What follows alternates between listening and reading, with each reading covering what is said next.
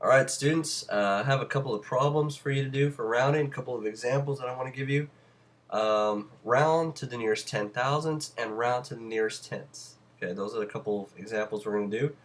But before that, I want to go over a few rules that will help you with rounding for the rest of your life. Alright, look at the right of the screen. Alright, one rule. To be a good rounder, you better master the place value system. Okay? You better master that. You better know where your ones, your tens, hundreds, you better understand that pattern. Okay?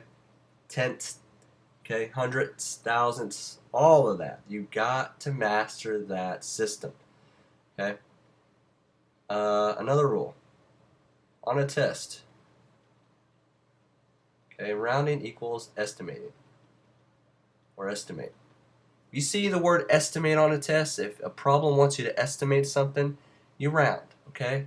Don't get confused with the vocabulary. Just understand that these two go hand in hand. Number 3. When you're rounding a certain number, for example, to the 10,000ths, you want to look at the number to the right of the 10,000ths place, okay? Because that's going to give us whether we're going to round or not, okay? Round up or round down. Understand this rule.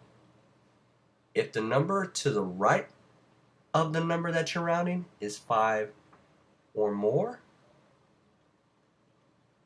you're going to add one more. And I'll show you how this works. Okay?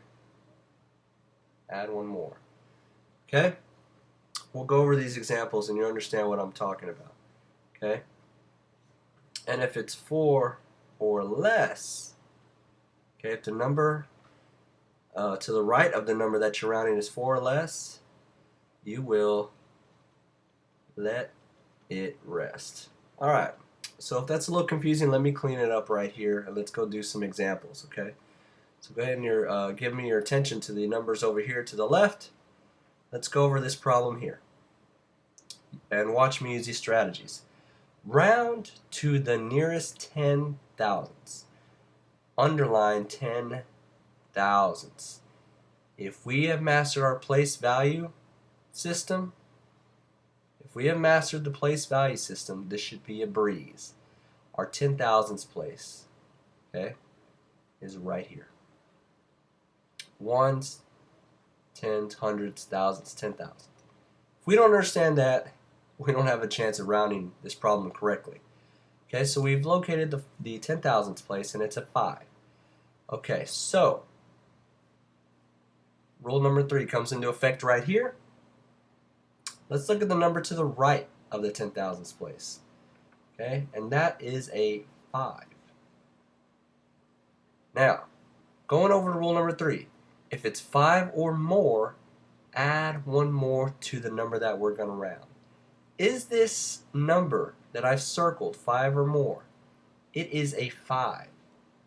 If it's 5 or more, we're going to add one more to the number in the 10,000ths place. So, our new number will be 213,660,000. Everything that follows the number that we're rounding becomes a 0. Okay? That's our answer. If you have to rewind this and start this video over multiple times, please do so. Once you understand how to do it, you'll never forget. I surely haven't forgot yet. Let's move on to the next number. Okay? Let's move on to the next problem here. Example. Round to the nearest tenths. Round to the nearest tenths. So you'll underline tenths. That's the number that we're going to round. And go ahead and underline the number that's in the tenths. Always go to that number first and underline. So we've underlined the number in the tenths place, which is a 5. And we're going to look at the number next to it and see if it's 5 or more or 4 or less. The number to the right is a 4. So, by going to this rule, if it's 4 or less, let it rest. Let what rest? Let the number that we're rounding rest, which is a 5. Okay? When we let the 5 rest, it will stay at 5. So our final answer will be 324.5 500.